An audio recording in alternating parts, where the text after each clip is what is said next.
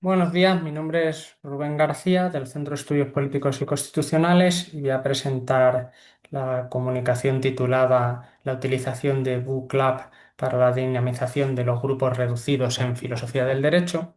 Como todos sabemos, desde la adaptación de la Universidad Española al Espacio Europeo de Educación Superior, las clases se han dividido en dos tipologías. Por un lado tenemos los grupos magistrales, grupos destinados a la impartición del material docente de la asignatura, del programa de la asignatura, en el formato de clase magistral, y grupos reducidos destinados a la profundización sobre temas concretos y a la aclaración de cuestiones específicas del temario a través de la división del alumnado de la clase de grupo magistral en grupos de tamaño más reducido.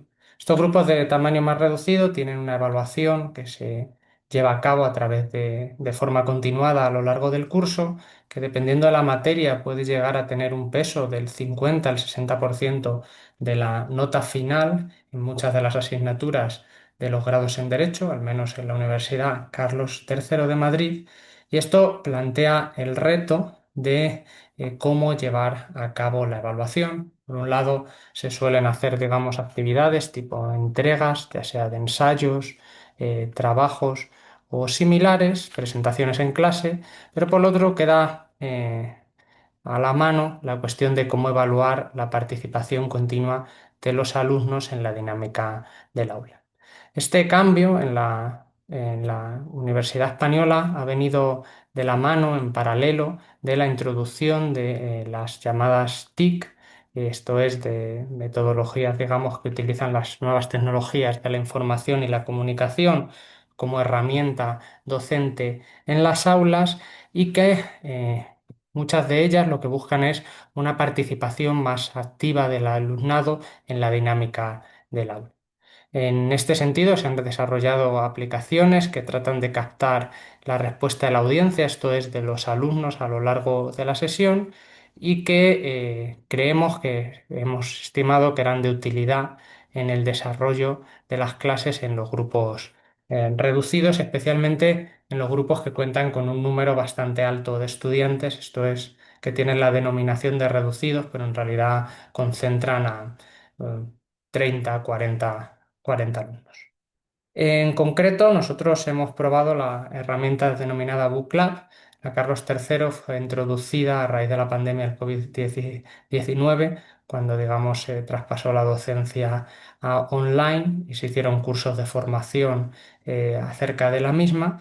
Y esta herramienta lo que busca es resignificar la utilización de los móviles en el aula, pasar de verlos como un elemento de distracción e incorporarlos como una herramienta en la participación de los alumnos, y al mismo tiempo forma parte de estas aplicaciones que lo que tratan es introducir la lógica de los juegos en el aprendizaje, con el fin de lograr que les sea a los alumnos como más ágil, más divertido. BookLab es una herramienta que cuenta con 18 tipos de preguntas, por lo tanto permite adaptar el formato a diferentes contenidos de clase, a diferentes materias. Los alumnos acceden a ella a través del móvil, a través de un código que se crea ad hoc para cada sesión. Permite su proyección en la pantalla principal del aula para seguir, digamos, la dinámica. Se puede introducir un tiempo de respuesta limitado para cada una de las preguntas que van apareciendo. Y una de las cuestiones más interesantes de esta es que permite la visualización de los resultados cada vez que termina una pregunta. Esto tiene una virtud de que permite la retroalimentación inmediata y evaluar en tiempo real la adquisición de conocimientos por parte de los alumnos, así como intercalar aclaraciones, explicaciones en medio, digamos, tras cada respuesta.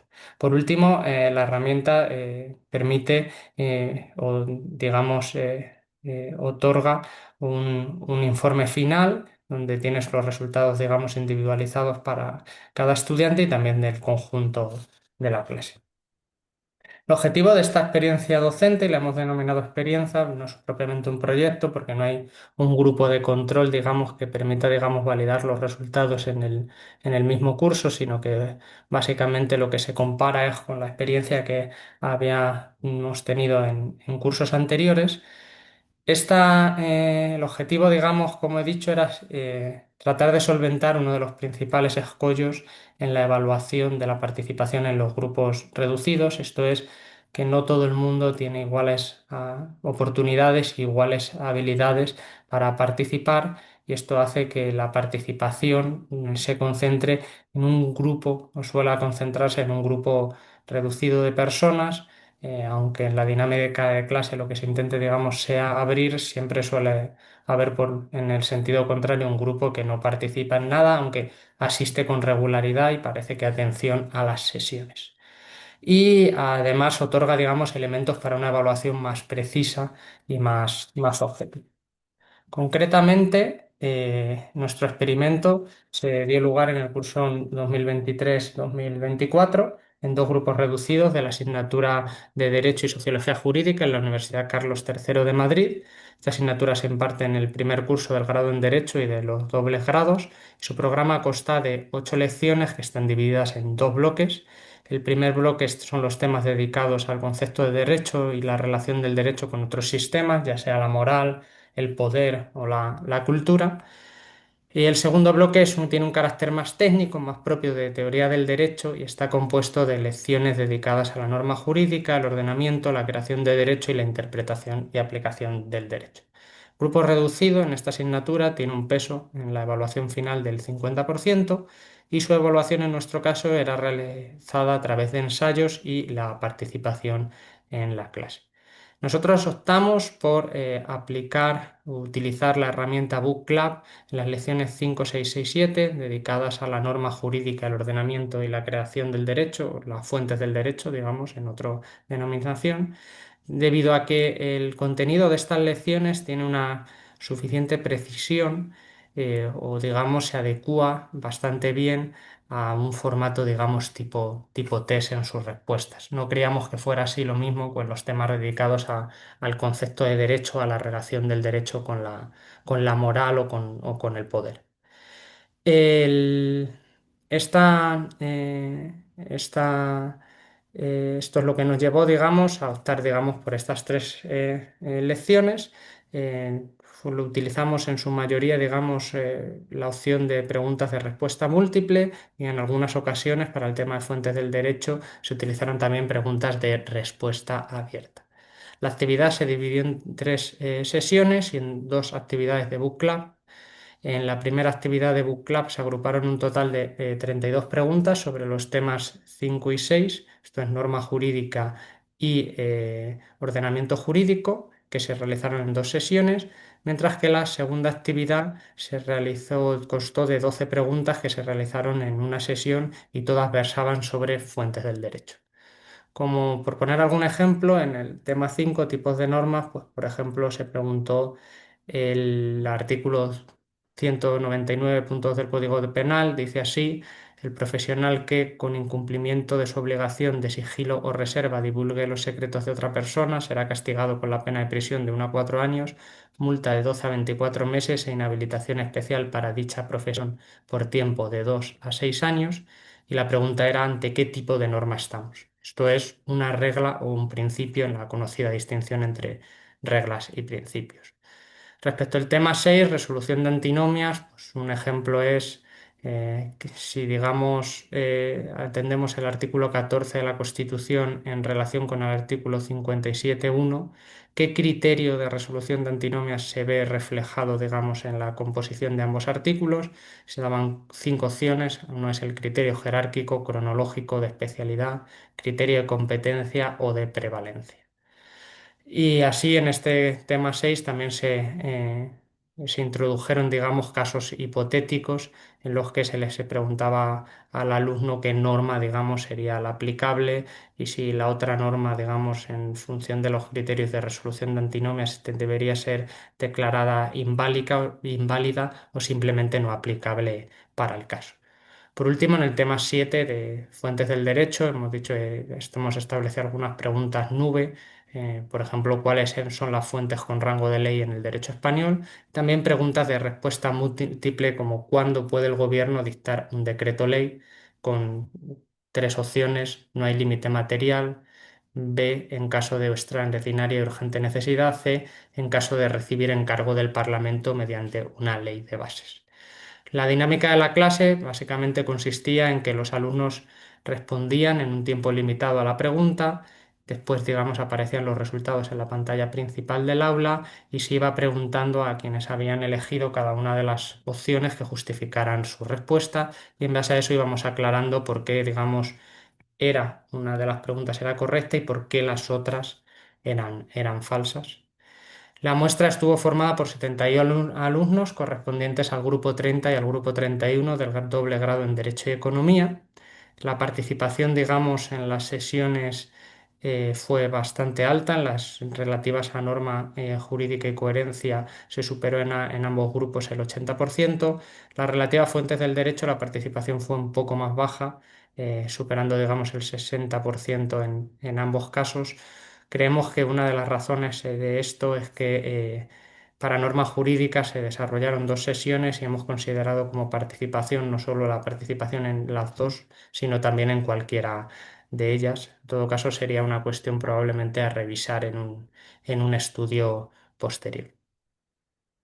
Eh, Las conclusiones, digamos, o los resultados que nosotros sacamos de esta experiencia es que la participación global fue alta y que se generó una mayor interacción en el conjunto de la clase.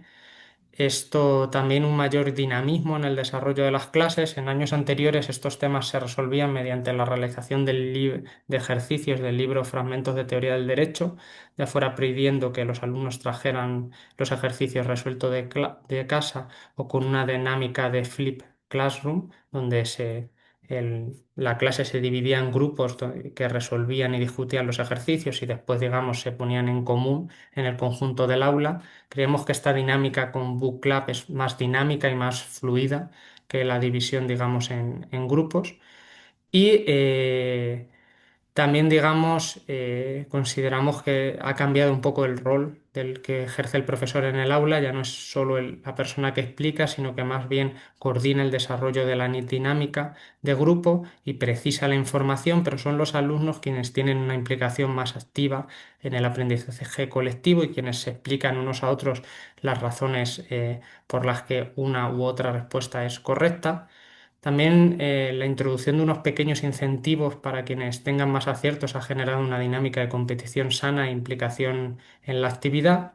Y aunque el porcentaje de acierto de las preguntas es en general bajo, esto es, se sitúa en los casos de la primera actividad sobre normas y coherencia en el derecho ligeramente por debajo de 5 en los dos grupos y en los casos de fuentes del derecho cerca del 2. No pensamos que esto sea en sí un problema, ya que se trata de una clase que tiene como objetivo la explicación y aclaración del temario y no la evaluación de los alumnos, que tiene lugar, digamos, en un examen posterior. De hecho, ellos hicieron un test posterior sobre el segundo bloque de la asignatura que contenía, digamos, preguntas similares a las planteadas en la actividad Book Club y ahí, digamos, el porcentaje de acierto fue bastante alto. También consideramos que se ha generado un grado de satisfacción alto entre los estudiantes, de acuerdo a las encuestas, digamos, finales de evaluación, digamos, de la asignatura, aunque es cierto que puede haber también otros factores, además de la utilización de Book Club en esta valoración positiva del trabajo en el aula. Y en general creemos que una de las principales ventajas de la utilización es que ha dado lugar a una distribución más uniforme de las calificaciones, evitando la concentración de la participación en un pequeño grupo, como parece que ocurría con anterioridad, y por tanto subiendo la media de resultados de los estudiantes. En definitiva, hemos considerado que la experiencia ha sido positiva. Probablemente en cursos posteriores se amerite, digamos, el desarrollo de un proyecto de innovación docente donde, digamos, haya un grupo de control donde no se aplique la herramienta y grupos donde sí se aplique para obtener, digamos, resultados más precisos acerca de su aporte, digamos, al aprendizaje de los alumnos. Esto sería todo, lo dejo aquí. Muchísimas gracias por su atención.